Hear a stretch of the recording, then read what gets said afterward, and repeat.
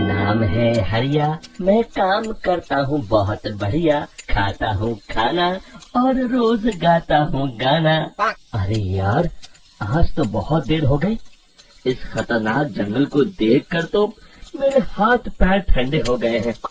अगर मैं वक्त पर गांव नहीं पहुंचा तो मालिक बहुत नाराज हो जाएंगे। तभी हरिया को एक आवाज सुनाई देती है। सुनिए हरि जी। अरे, ये आवाज किसने दी?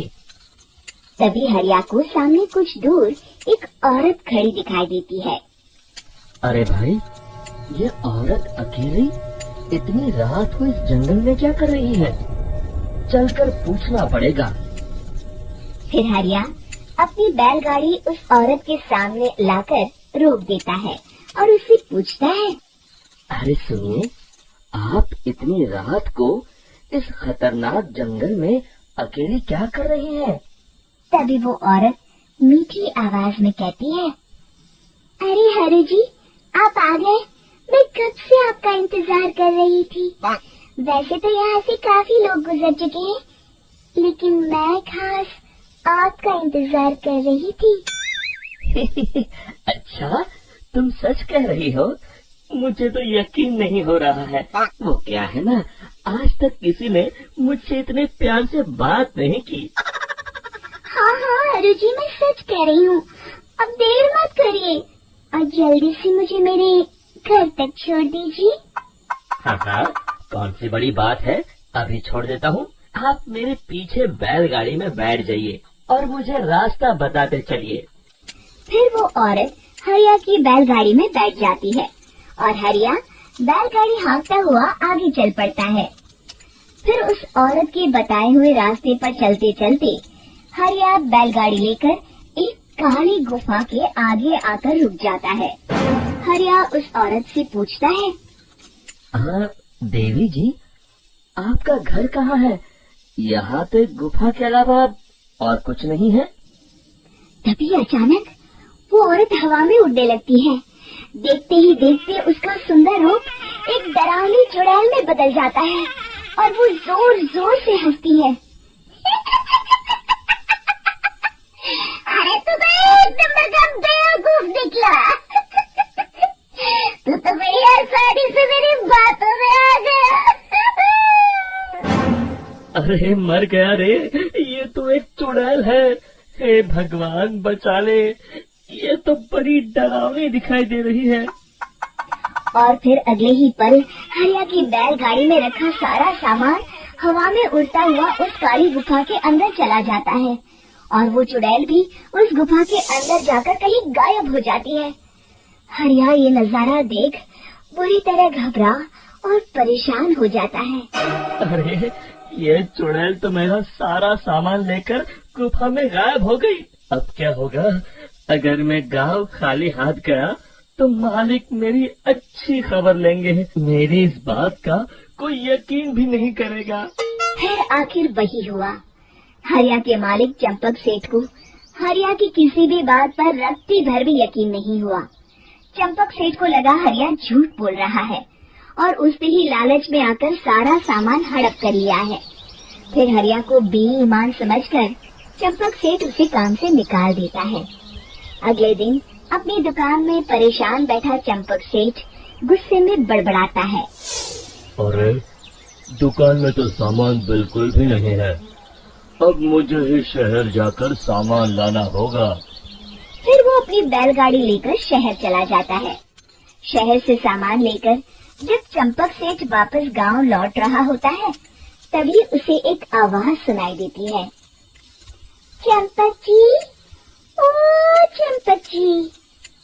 अरे, ये तो कोई मेरा नाम लेकर मुझे पुकार रहा है। फिर उस रास्ते में वही औरत खड़ी दिखाई देती है।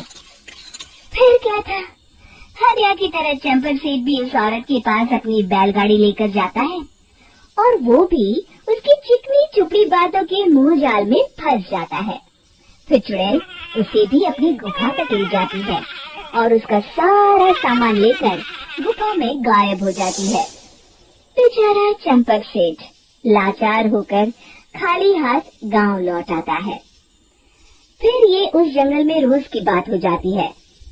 जो कोई भी शहर से कुछ लेकर गांव की तरफ लौटता, वो चुड़ैल उसे बेवकूफ बनाकर उसका सारा सामान लेकर गुफा में गायब हो जाती। एक दिन हरिया एक लकड़हारे को उसी जंगल की तरफ जाते हुए देखता है। फिर हरिया उसे रोकते हुए कहता है, अरे भाई, क्यों अपनी मौत को दावत दे रहे हो? मेरी बात मानो, आगे जंगल में मत जाओ, वहाँ एक बड़ी भयानक चुड़ैल रहती है। लकड़हारा हरिया की बातों को नजरअंदाज करते हुए कहता है, अरे भाई, मुझे पहले ही बहुत देर हो चुकी है, मुझे जाने दो भाई। शाम तक लकड़ियाँ काट कर शहर के बाजार में बेचना है। तुम अपनी ये कहानी किसी फुर्सत में बैठे इंसान को सुनाओ, अब मैं तो चला। इतना कहकर लकड़हारा वहाँ से आगे जंगल की तरफ चला जाता है। फिर अगले दिन गांव के मुखिया के घर के बाहर बहुत सारे लोग जमा हो जाते हैं। तभी हाथ में कुल्हाड़ी लिए खड़ा लकड़हारा कहता है, अरे मुखिया जी, अब आप ही हमें बचाइए उस जंगल वाले चुड़ैल से। हमारा सारा काम तो शहर से ही होता है। अरे मुखिया जी, उस चुड़ैल की वजह से तो मैं पूरी तरह बर्बाद हो गया हूँ। हम सबको मिलकर उस चुड़ैल का कोई इलाज करना पड़ेगा। तभी भीड़ में खड़ा बीरा कहता है, आप लोग चिंता मत करिए, कल से वो चुड़ैल किसी को नहीं लूट पाएगी। मेरे पास एक बहुत अच्छी तरकीब है। तभी चंपक सेठ उसका मजाक उड़ाते हुए कहता है, अरे तेरा नाम बीरा है तो क्या हुआ? तूने अभी उस चुड़ैल को देखा नहीं है? जाकर अपना काम कर, बड़ा आया। तब मुखिया जी कहते हैं, नहीं नहीं चंपक सेठ, मुझे लगता है हमें इस लड़के को एक मौका देना चाहिए। फिर सभी गांव वाले मुखिया जी की बातों से सहमत हो जाते हैं और वीरा शाम को एक बैलगाड़ी में कुछ सामान लाद कर उस जंगल की ओर चल देता है।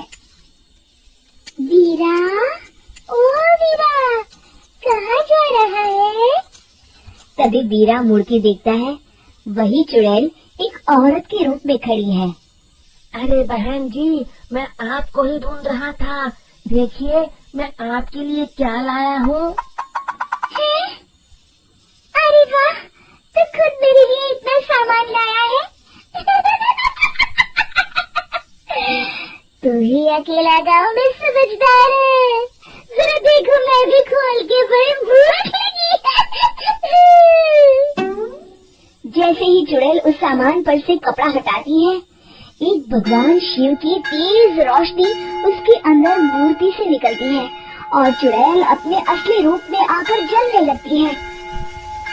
अरे मैं चल रही हूँ, बचाओ! बचाओ! ओम नमः शिवाय!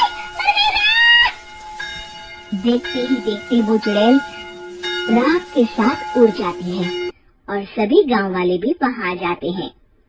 शिक्षा बुराई पे सदा अच्छाई की ही जीत होती है।